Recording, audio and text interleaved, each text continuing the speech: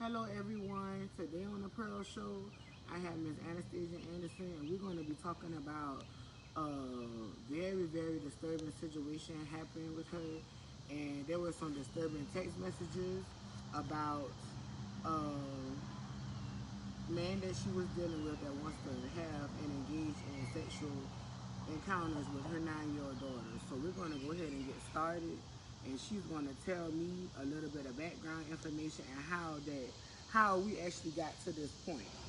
So Anastasia, go ahead and tell me a little bit about what's going on. Um, I met Cedric on POF.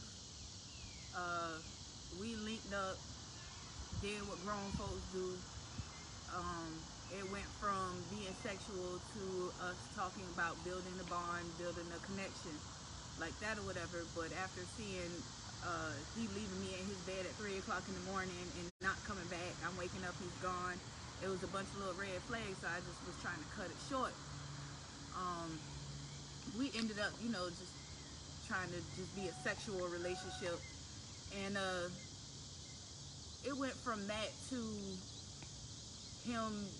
He gave me some money and asked me to get him something, and then I found out he was doing some extra stuff, so I went off on his ass. Like, I spazzed out. Anybody who know me know when I spaz, and it's up there. So he went to my house and basically strong arm robbed my dad. I called the police on him then. Cut that shit short. Stopped talking to him after that. Done. And then I texted him and was like, can we at least have sex? Because I wasn't trying to add no more bodies. If I was going to continue to have sex with you, that's what I wanted to do, is have sex with you. And, he was like, oh, I moved this, that, and the third, blah, blah, blah, blah, blah. Whatever. I left it alone. You text me and asked me to help you find an apartment. I tried. You ain't said nothing. I left it alone. Come yesterday, last night. So this situation did happen last night. Okay, we just want to set the record straight about that. Let's go ahead and talk about the text messages. Who reached out to who first? He reached out to me first. Okay. He came to me basically, in my mind, with the intentions of trying to get back in contact with me to have contact with my child. Okay. In the first beginning messages, that's really all he was talking about was my daughter. But I just figured, he's a father. People ask questions. So Maybe you're saying that he took a sudden interest in your child okay, that he never had before. Okay. So when all that's said and done, you tell me, you go from saying that you want me to bring my daughter with me to your house, and then right after you say that, you say, oh, I'm jacking my dick watching porn. And I was like, you nasty. And he's like, I really am. I was like, I can see that. And he's like, I want to do something really freaky. And I'm like, what's that? And he's like, it might be a bit much for you. And he's like, I want you to give me head while I give your twin head. And your twin is your daughter? Is my daughter. Okay. I mean, don't she look just like me? Yeah, she does. So what were your feelings at that particular moment once he said that? In my mind, like, I want to spaz, but I know it ain't too much I can do. So has he ever shown any certain interest before? Where do you think this came from? I think he's on drugs. But why would he feel comfortable to ask you that about your daughter? I have no idea. I have no idea. Right hand to God. I put it on my G. I put it on boss. Boss. I have no idea why that man came out his mouth with that bullshit to me. I ain't no victim. I'm a survivor of being tampered with as a child, in and out of foster care. When he hit me with that, in my mind, I knew something was wrong with your head. But it's like the flags, sometimes you don't see the flags when they arise themselves because you're too busy looking at the forest and you missing the tree. You know what I'm saying? So I take my fault in carrying on the conversation, but I want him to dig his hole.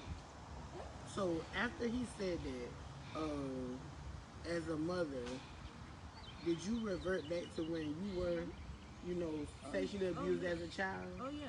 So, what was your next step? Because me as a parent, I would have been furious and I would have been out of my mind. I was How were a crying. lot of people want to know how were you able to go on with the conversation? Like, what were you trying to get? Some more things out of him. Like, what? Why were you initiating the conversation? I was trying to see exactly if it was in his, just like his mind, or if it was the drugs. Because when he's high on that ice and that meth, or I don't know if it's ice and meth, but that's the same thing, whatever, what have you, you talk incoherently.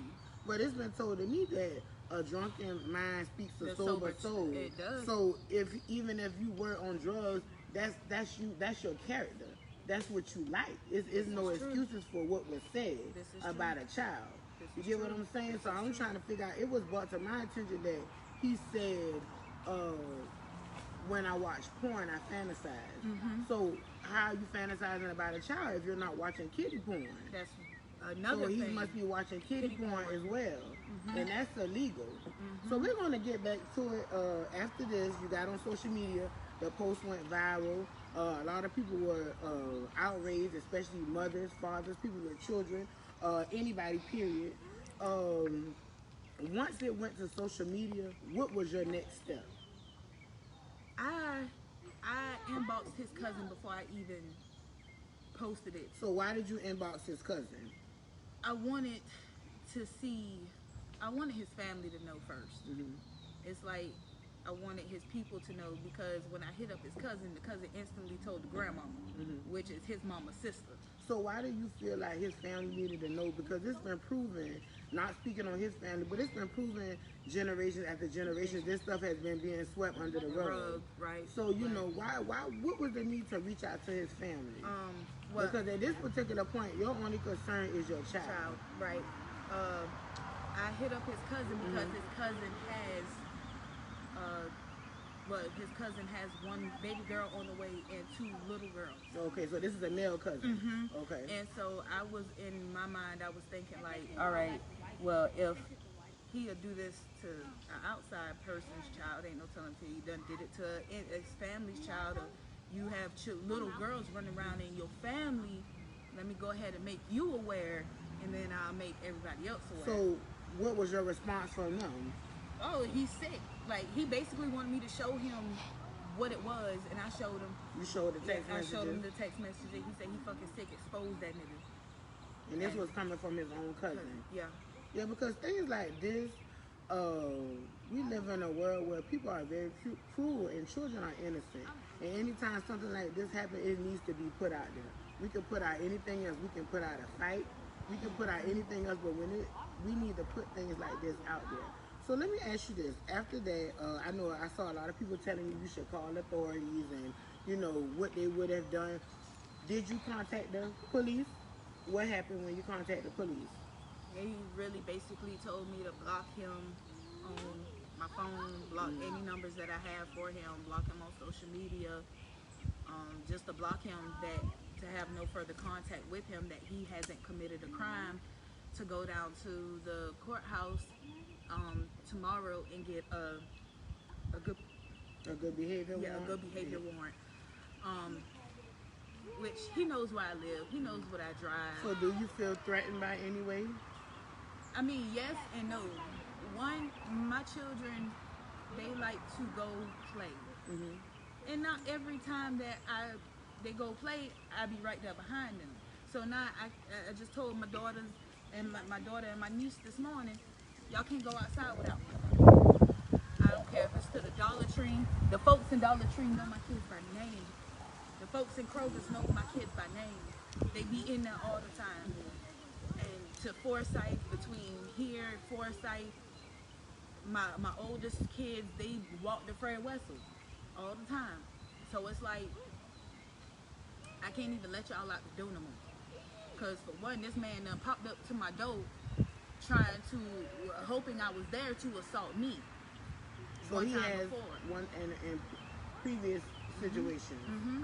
Yeah, I had to call the police on him that time too. So when the police were called on that situation, what happened? Nothing. And what police department is this? Metro. Savannah Chatham, Metro. So this is my thing. Now that he's been exposed, you know, of course he's going to Facebook with certain things. Of course. You know, he's saying that, you know, different situations happen. He's talking about an STD. He's saying a lot of different things. What is your response on that? Let's be clear. The day my sister Deidre McKenna got out of jail, me and her cousin sat in the car and had a whole conversation. The first time me and this man had sex, he gave me an STD. What STD it was, I don't know, because I went to Candler and said I've been exposed to an STD. They gave me a shot in like 8 pills for everything. And no, they have not called me. No, I took all the medicine that they prescribed me, whatever. And after that, me and him had sex twice protectedly. After that. But he burned me. And I hate to be on Facebook talking about this shit. He burned me. He had it for so long that even after he had the antibiotics and it was in his system for a good 2 weeks, you done ran out of medicine, you was still burning. It was still burning when you was peeing. What did he have? I don't know what he had. When he went to Curtis V. Cooper, I wish I said he wouldn't put those messages out there.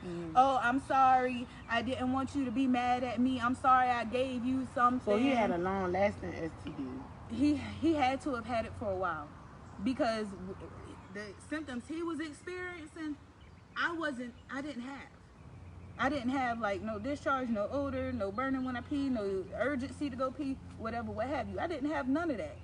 So for him to say, oh, it does this when I pee, it hurts, you had to have had that STD for a while.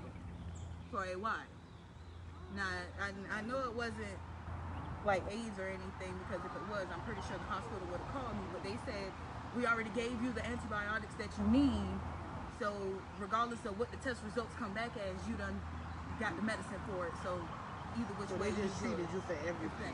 Yes. Okay. Yes. Well, I definitely, we're glad that you got, checked up on yourself. As soon as you found out. As soon as he told So he told you he had it. He told me, he was like, listen, I wish I done have been through 3 phones. To try to find a message? No, I done broke 3 phones since this phone. And those messages are on that phone, in the broken phones. Okay? He came in and texted me, said, I'm at Curtis V. Cooper, I need to tell you something, and I'm texting, I'm like, what's up? Oh, it's nothing to panic over, He say he know who he got the STD from, and he's sorry that he gave it to me. And again, on Boss, and any real G, if they watching right now, they know what's up. Dang on Boss, this man came to me and said he gave me an STD. I had only had one sexual partner for 2020. He was my second sexual partner for 2020.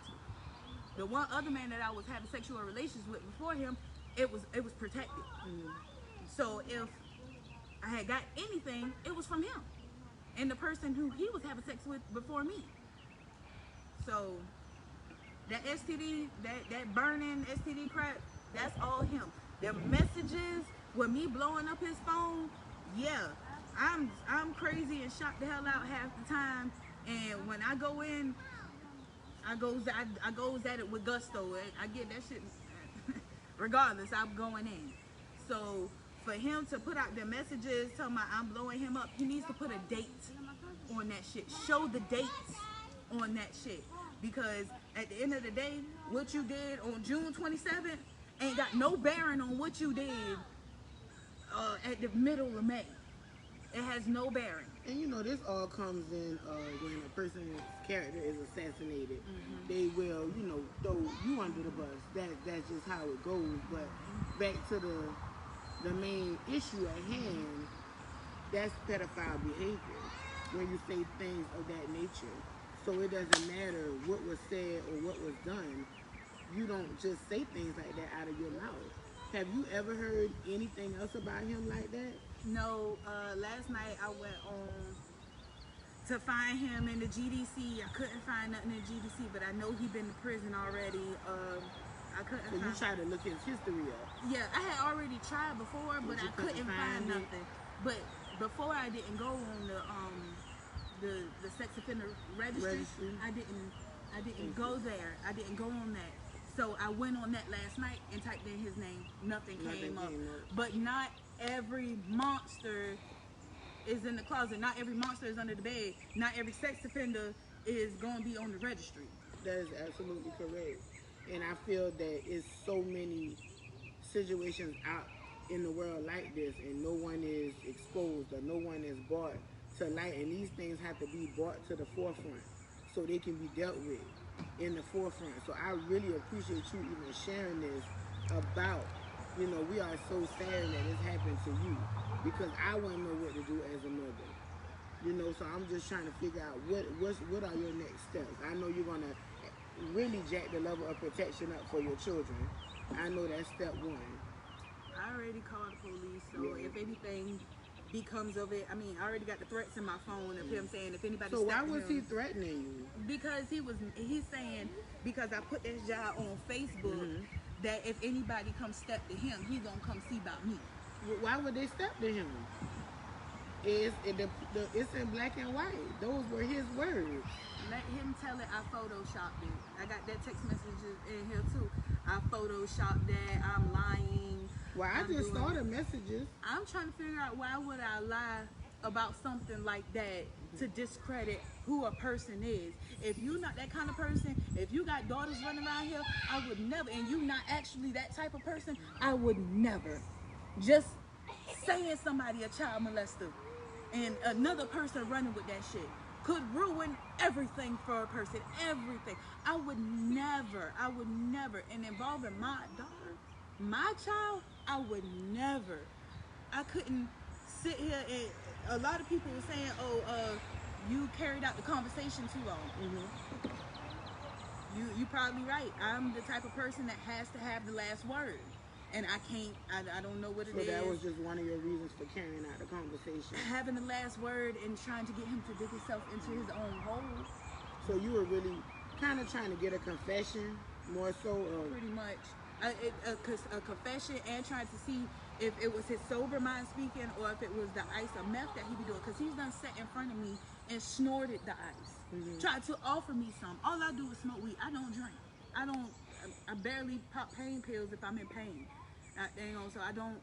I ain't judging you for what you do, how you do it, how you make your money, what you do in these streets. I don't care about none of that. But when it comes to you wanting to have sexual relations with a child and their mother, that shit, that is just fucking disgusting. It is gross to me. So regardless of how long I carried out that conversation, that one piece of text solidifies everything. It don't matter what was said after that. It don't matter what I said after that or how long I carried on the conversation. What he said in that time, at that moment, that just negated everything to me. That just put everything in my head where it needed to be, the type of person he was. So I don't see how, I mean, yeah, because the lady, she was like, I was contemplating on if I was going to let my daughter do it or not. Wow, who said that? Some girl on another girl's post. What did she mean you were contemplating? I guess by the time of the messaging or something? No, she said that basically my true colors were showing, that I was contemplating on letting him do that to my daughter because I carried out the conversation too long. Okay, that's why she said that. Yeah, but I'm trying to figure out how does me carrying out, how do you get from carrying out the conversation too long to me contemplating on letting my daughter experience sexual abuse? I would never engage, allow nothing of that sort when it comes to them little 3 girls right there. I would never, not even with my sons. You come to me and say some shit like that, the first thing in my mind is you been had these thoughts. You been had these thoughts. You might have acted on it. You might have not have acted on it. You talking about it's a fantasy. A lot of that shit just don't sit right, and I still can't explain it. I can't explain it. I can't explain it. And for him to get on there on his Facebook and basically call me a liar, that shit don't lie. Yeah, your post went viral, and a lot of people were, like I said, saddened about the post and about everything, and the fact that it's a child. So, the proof is definitely in the text messages. I don't think that that's anything that anyone can deny because it's black and white. My concern was basically why would he feel that comfortable to even ask you such a thing? That was my concern. And why would he even ask it at all? What kind of person is he? He wanted to say it in the beginning. You mean I the really beginning, feel like he wanted to say it in the beginning to the like of y'all situation of our this or the conversation. conversation? Okay. I really feel like he wanted to come out and say it then. I feel like I had to push him to Push him out of say it. it, or Why did you feel like he wanted to say it from the beginning? What signs were there? What evidence was there?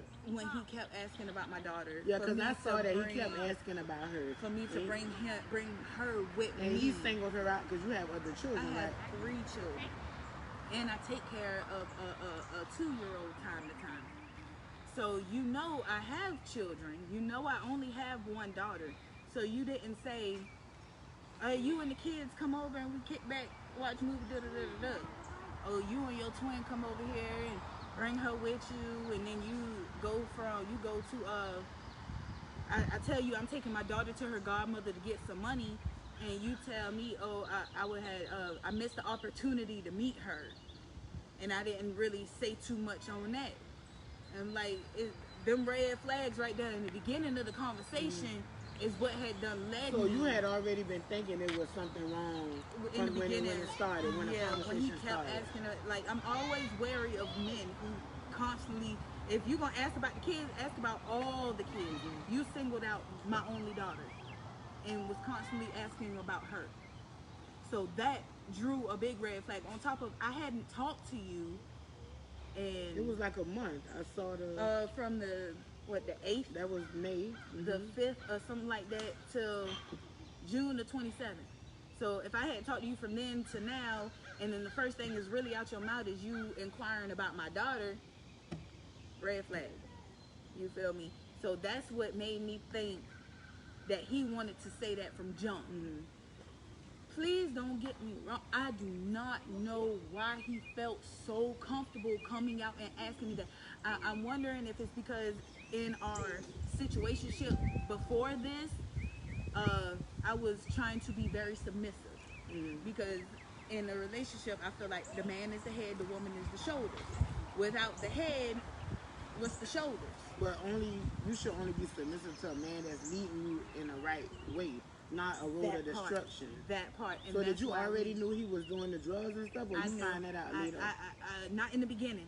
Not right there at the beginning. Probably about like the 3rd, 4th time that we linked up.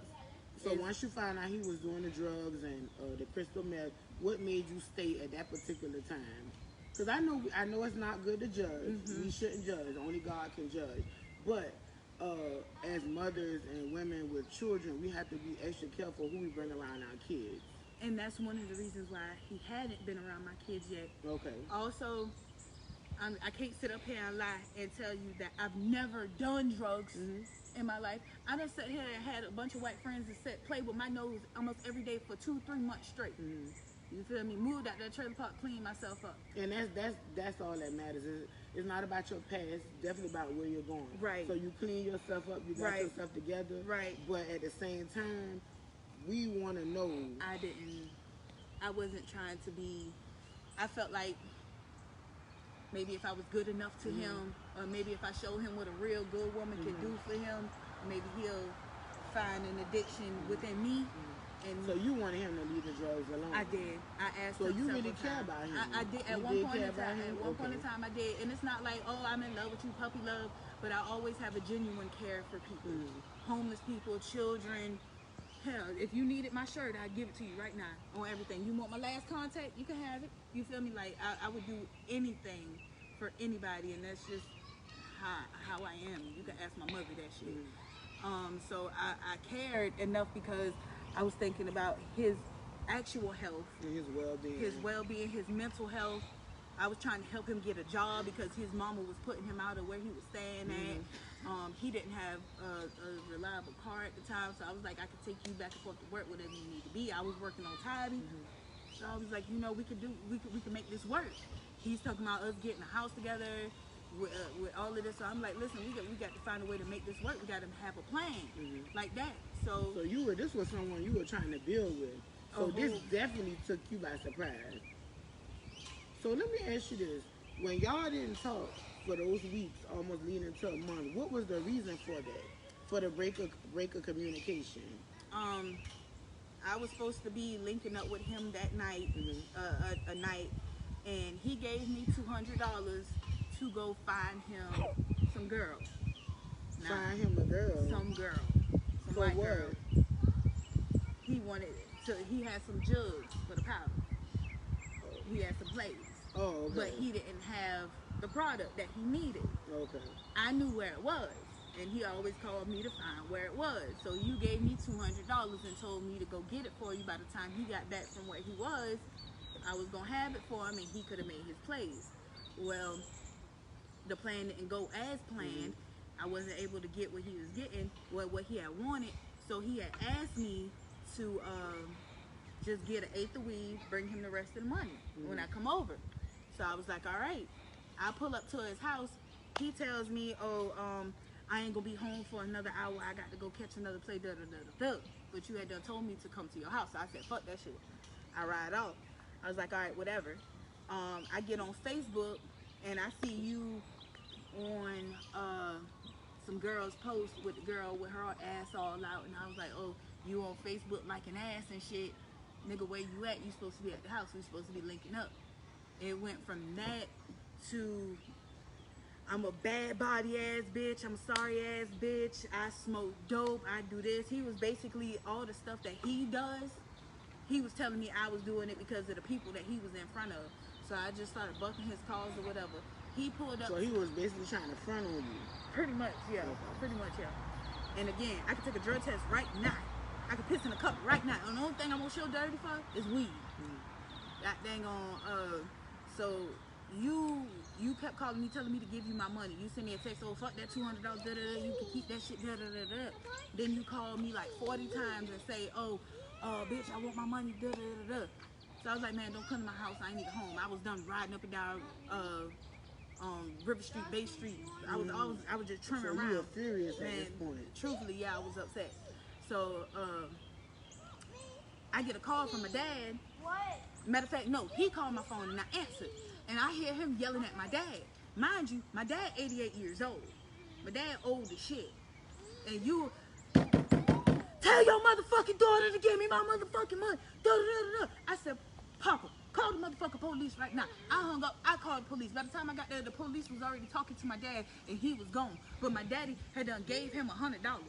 So I linked back up with him and I gave him the rest of the 200. I kept 100. I gave him the rest of his money and his weed and I went on about my way. And that was just that. Okay. And then probably like 2 weeks after that, a week or so after that, I ain't gonna front with you. I wanted to fuck. That's all I wanted. I said, can we at least fuck? Oh, I don't know. I'm living with my brother in this room. I tried to be compassionate to the fact that I was like, all right, you got it. I left you alone. I had not texted that man since he texted me. You seen it with the apartment. He asked me to help him find an apartment. I tried to do that. I sent him a picture of all of that shit. And after that, nothing. Nothing at all. I left you alone. You ain't want to be bothering me, I'm damn sure leave you alone. And then that's when you come out the blue and you text me. I don't initiate contact with you. I left it as it was. You wasn't trying to fuck with me. So you were moving on with your life at this particular time. You were done with it. I got a whole nigga. Okay. A nigga and 2 bitches. How did they feel about the situation? I'm lying. Oh, okay. I'm lying. Okay. I'm just trying to figure out. So at this particular point, you moved on. You got these conversations. I'm just speechless because, like I said, we hear about these things. But we I see it never all the time, but we never experienced. I know I've never experienced.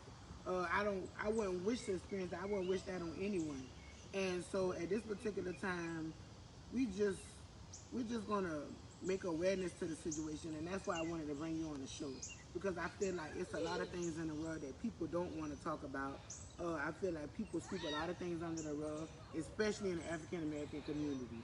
A lot of things are not spoken of. People take secrets to the grave, you know. And I think that when it comes to situations like this, the only way we can stop them is to start put light on these situations. You gotta And bring it's never to assassinate anyone's character when things of these natures happen, but it is what it is. It's in black and white, and I really want to thank you for coming on the show today and be willing to speak about it, and hopefully you have motivated another woman or another man or another father or another parent to come forward and get justice for their children. I'm scared because just because I'm not so easily manipulated, because in the text messages, if anybody who read the text messages, if you go down and see, I wouldn't do this without the bond of a mother. We have to have a commitment. This is all of us in together. I'm here for you. You here for me. If you read that, you can see the manipulation in it. But when you dealing with a person who is the master of mind, master manipulation, my mind ain't so easily. So you say he's a manipulator. He was trying to He was trying to manipulate me you into seeing how it would be beneficial for me and him, because he knew at one point in time I wanted to be in a relationship So with do you him. think that he asked you that in hopes of seeing how bad you wanted to be with him, to see how far, what would you do to be with him? to be with him? Yeah, that's exactly what it was. That's exactly what it was. Because again, if you go back to them text messages, you can clearly see how he was trying to manipulate me, like as if my So mind let me was ask you weak. this: do you think that if he would have allowed that, if would he have went through with it? Oh yeah, oh yeah. He them thoughts don't just. Woo! I'm right there. You don't just grab that shit out the sky. You right. Them shit's been there. Them thoughts have been there. The desire has been there. You just thought you had a bitch who was weak and that you could have got over on like that. Right. That's what you thought. But when it comes to my kids, they overshadow anything, everything, especially when it's something like that. You put that vibe out there and you expect me to go along with it. I've been molested. I've been molested in Greenbrier, in foster homes. I've been that kid. And you know what? Nobody believed shit I said. Nobody. Nobody. Not my caseworker, not my foster moms, not my foster siblings. Nobody. So for this to come out, if somebody show you who they are, you believe that shit. And so you ain't got to do too much more. I see what you're doing. I see what you're about. I'm gonna go ahead. I'm gonna cuss your ass out, because in my text messages, that's really all you see. You don't see me trying to reason with him or trying to make light of the situation. I think a lot of people maybe wanted you to take some sort of action, you know, or some What sort can of I like. do? I know. They said, you know, some people say that she would have been dead, and Yeah, you know, and then who was gonna take care of my kids? You're absolutely correct. If I could have if I knew where he was staying in Thunderbolt, you don't think in my first mind when that shit first happened, it wasn't in my mind to go set that shit on fire, kill his mama, and strangle his motherfucking kids? I'm sorry, but that was in my mind. That's what my mind was. But then I had to turn around and think logically and humbly. I got 3 kids. I got 4 nieces and nephews that love me dearly. What? Who's gonna take care of them if you're in jail? Who gonna do for them? Who gonna protect them if I'm in jail? Who gonna do that? My mama could do it. Ah! Green thing. Who gonna do that? So I had to use my grown-up mind instead of my childish, revengeful mind, and keep a calm head. I called the police this morning. Okay. The only you reason did make a report. Yeah, the only reason why I didn't call last night is because I was hoping that this morning I could get through to the little SVU unit. Special Victims Yeah, Unit. maybe get to talk to a detective. They aren't in the office. So I was told that I had to call 911 to actually make a police report. The corporal came out, and he really didn't even want to give me a police report. He told me he was going to put it in the system as a failed interview. And if I felt threatened, I need to go down to the courthouse and get a good behavior warrant. Okay? I could do all that. I could do all that. This man know where I stay at. He know where I live. I don't know where he live. I don't know where he driving. I don't know nothing like that. So at any given time, this man can pull up to my house and light my shit up. Because he got guns. He got 2 or 3 guns. So ain't no telling. But at the end of the day, I put that shit out there. I mean, everybody got their opinion. Everybody gonna speak on it how they see it from their point of view. Well, that's cool. Come in my shoes. Think how I would think right in that moment. And if you can't do that, then you really don't need to speak on that shit. Because if you've never been a victim or a survivor of sexual abuse, sexual assault, rape, anything like that, you really can't even speak on it. You really can't even come out your mouth and say what you would or wouldn't do. Because in that heat of that moment, you don't know what you would do. You don't know what you would think. All I could do is cry. All I could do is sit there and cry and try to figure out how I want to go about things. I knew I was blocking him. I didn't want no more contact with him. Well, we are so glad that you have blocked him and you have took the necessary steps to protect you and your children. That's the first thing. That's very important. We want to thank you for bringing awareness to this situation and not staying in the dark about it. And you may be saving someone else's child. You know? That's one reason why I put it on Facebook. That's one reason why I because I sat in front of John Black for like 30 minutes. And I was like, should I post this? Should I post this? I really didn't, because I didn't want the backlash. I didn't want the extra, maybe from his family or maybe from people who believed what he was saying. I didn't want that. But then turn around and maybe there's going to be another woman that come along that can be easily manipulated and will really do anything a man tell her to do just to be in a relationship. And I didn't want that. So it's better for my conscience. It's better for my conscience to go ahead and say and put that out there. How you doing? To say and put that out there. Oh, There's some porta potties up there.